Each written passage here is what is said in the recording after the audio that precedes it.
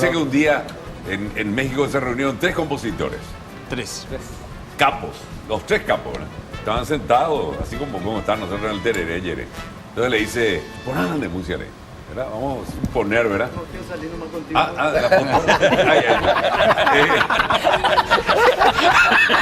Entonces sale y le dice, linda tu canción, le dice, hermosa. Pero no le da el lugar a la mujer, le dice. Tenés que tratar de darle poesía. Y bueno, vamos a hacer una canción.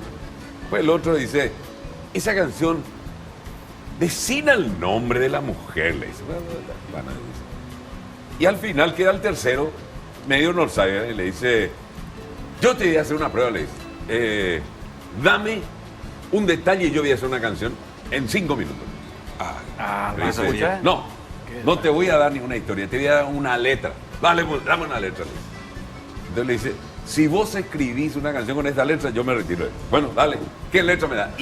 Y sonó esto. Escucha. Sí, luego. Así, escucha. ¿Y qué hiciste del amor que me juraste? Una más ahí. ¿Y qué has hecho de los besos que te di? Repite ahí otra vez, otra ahí. ¿Y qué excusa puedes darme si faltaste? Y mataste la esperanza que hubo en mí. Siempre ahí, ¿eh? Y qué ingrato es el destino que me hiere.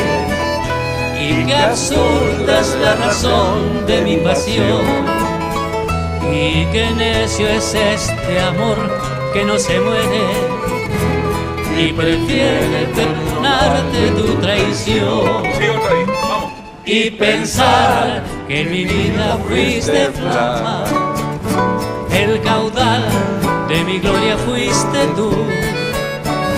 Y llegué a quererte con el alma, y hoy me mata de tristeza tu actitud. ¿Y a qué debo vive entonces tu abandono? ¿Y en qué ruta tu promesa se perdió? Y si dices la verdad, yo te perdono. Y prefiero perdonarte en tu traición.